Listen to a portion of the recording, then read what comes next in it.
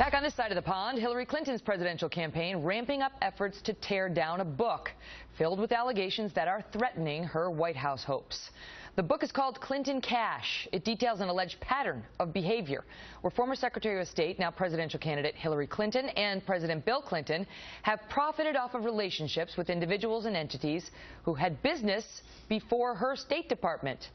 Over the past weeks, and especially the last few days, the campaign, allies, and even President Clinton have gone all out to try to discredit this book and its author. Even the guy that wrote the book apparently had to admit under questioning that he didn't have a shred of evidence for this. He just sort of thought he'd throw it out there and see if it'd fly. It's full of sloppy research and attacks pulled out of thin air with no actual evidence. It's a book that's written by a former Bush operative. He's cherry-picked information that's been disclosed and woven a bunch of conspiracy theories about it. There's everything here but that she did anything out of it. This is spaghetti journalism. Let's just throw spaghetti at the wall and hope something sticks. Joining us now, the spaghetti maker, Peter Schweizer, author of Clinton Cash, the untold story of how and why foreign governments and businesses helped make Bill and Hillary rich. Peter, good to see you. So, I mean, obviously what those clips show is they're a little worried about you. That's obvious. But their main line of attack seems to be there's no there. There's no smoking gun, something you've admitted yourself. Well, what I argue is the smoking gun. I don't have an email that says, do this and we'll give you money. What I do have is a pattern of behavior that I think is very troubling.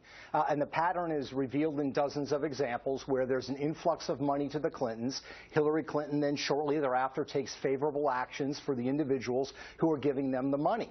You could look at one or two of these, Meghan, and say, come on, it's a coincidence. But when you see it replicated dozens of times, I think it warrants serious investigation by people that have subpoena power, that can look at emails, that can look at correspondence. They don't seem to think it counts unless there is direct proof. They don't seem to believe in circumstantial evidence when it comes to their behavior.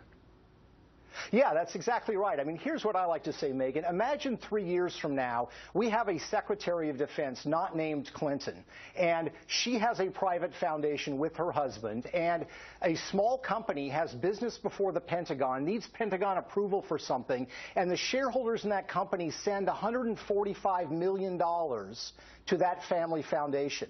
Are people going to just ask them, did anything happen here, and we're going to take their word that everything was good? Of course not. We would investigate and look into it, except for the fact that when it involves the Clintons, they seem to operate on a level that's very different than anybody else in American politics. Well, what should happen, though? Because now she is going to testify before the Benghazi committee, at least. So, I mean, that she'll get asked, and she'll have to answer, correct? Yes. I don't know in terms of the committee what the scope of their questioning is going to be. But look, I think we need to have somebody that has subpoena power look into some of these deals. We need to look at some of the inflated speaking fees that Bill Clinton got as she was considering everything from the Keystone Pipeline to issues related to sanctions on Iran. Who specifically? I mean, O'Reilly's calling for the FBI to do it. Who specifically?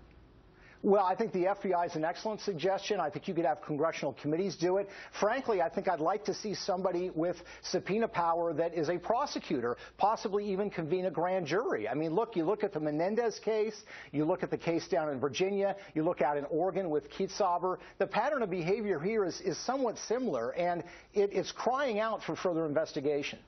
Peter Schweizer, thanks for being here.